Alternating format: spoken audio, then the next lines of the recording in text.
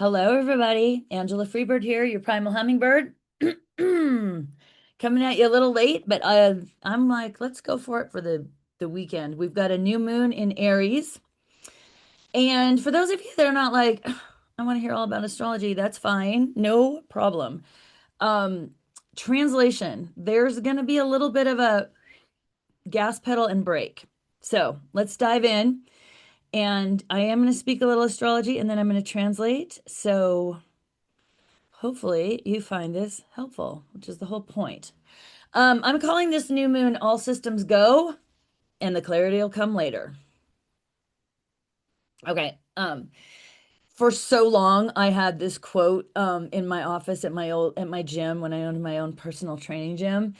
I love, love this quote. So I'm going to read it, even though it's on the slide, for those of you that are just listening. Until one is committed, there is hesitancy. The moment one definitely commits oneself, then providence moves too. Whatever you can do or dream, you can begin it. Boldness has genius, power, and magic in it. And this is inspired by Goethe, but it's the English translation from this guy named W.H. Murray, who is a Scottish mountain climber. So I kind of went down the rabbit hole of like where this came from, but I just love this. Boldness has genius, power, and magic in it. And I think this is a good time for us to connect to our genius and power, and of course, magic. Again, I don't expect for those of you that aren't into reading astrology charts to need to understand this, but I think the visual is interesting because there's a full circle of all the signs in the zodiac, and I track 11 bodies, Pluto, Neptune, Mercury, Mars, Saturn, Chiron, the moon, the sun, Venus, Uranus, and Jupiter.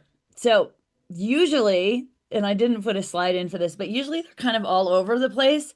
Not right now. There's 7 bodies in Aries. So let's translate that. Who cares? What does that mean? Aries is the energy of like, let's go, let's do it, let's start. It's the beginning of the zodiac. It's a fire sign. It's all systems go. So this is a current that we're swimming in right now, collectively and personally. Okay. And it's heroic. It loves the quest.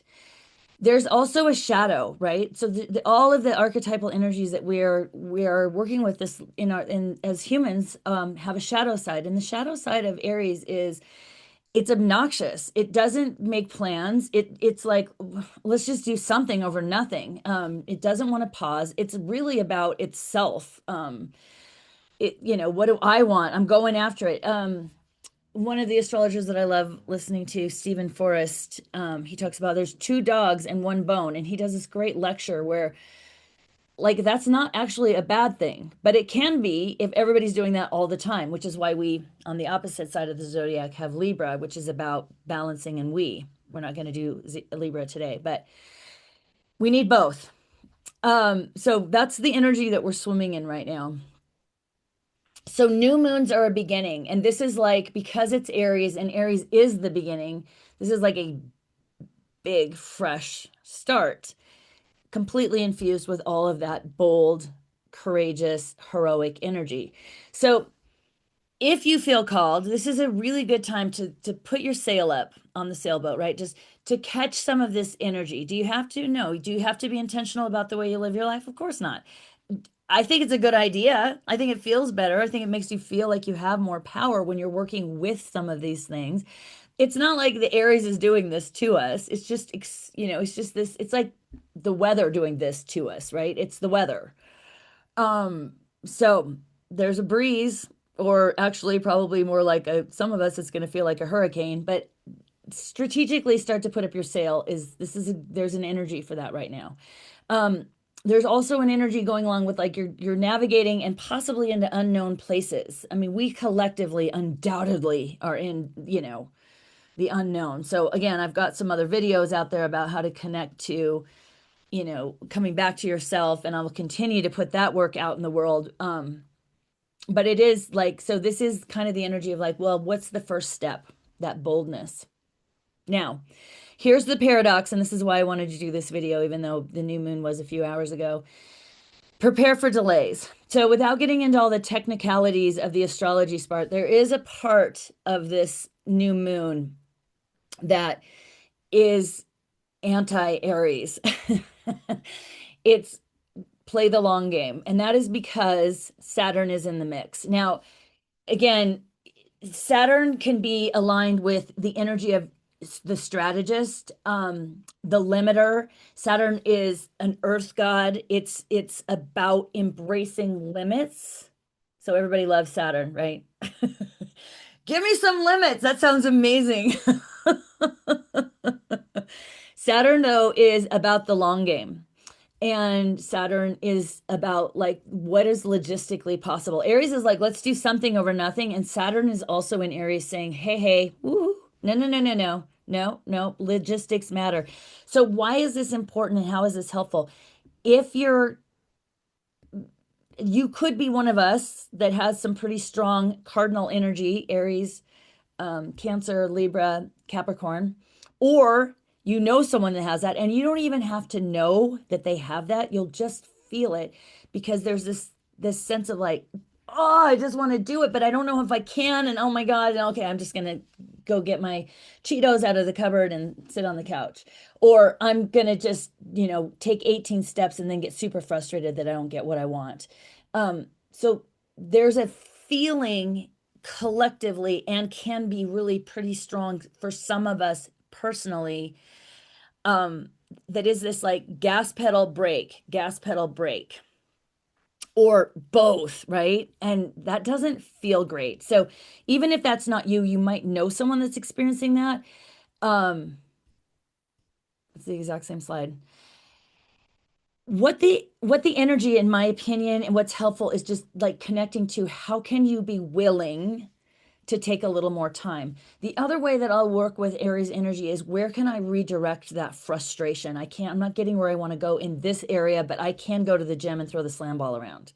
I'm not getting where I want to go here, but I could get out the vacuum cleaner and like just really cleanse the house. Like Aries is again that energy, but if we can't do what we need to be doing or feel like we need to pause before that conversation or signing on the dotted line or whatever that is, redirection is a really super helpful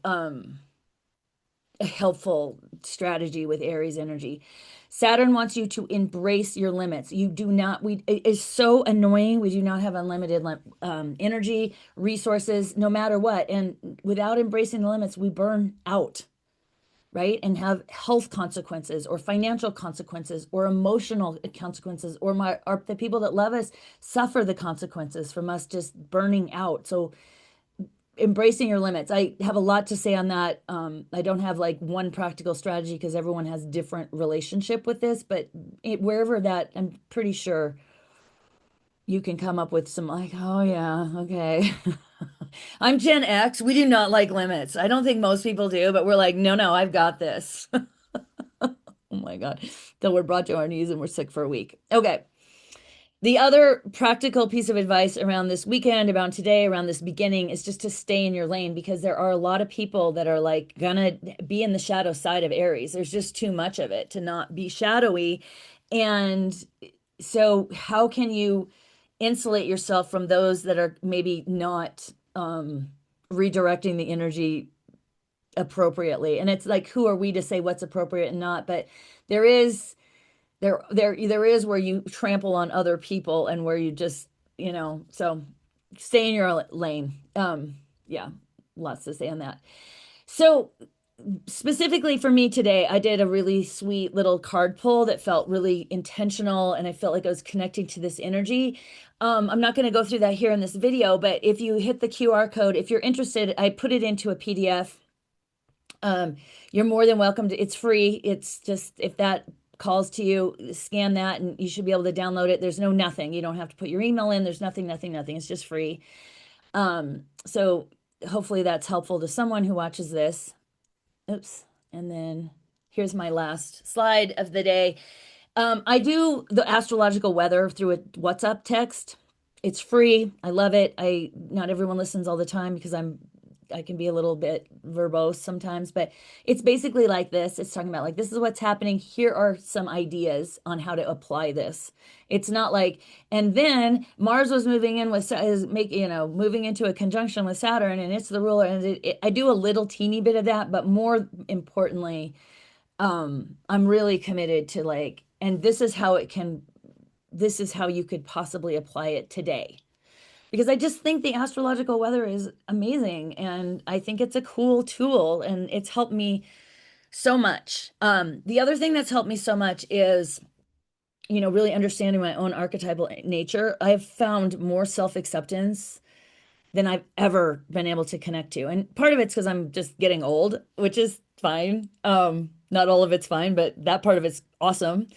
Um, but it's also just like, oh, this is the ingredients that I'm working with. This is what's inside. No wonder this is hard and this is easy, even though that's easy for other people and that's hard. Like it just so I you can get to my website from that second QR code. It's angelafreebird.com. So if you want to do a strategy session with me, oh my gosh, I don't know if you can tell, but I love this.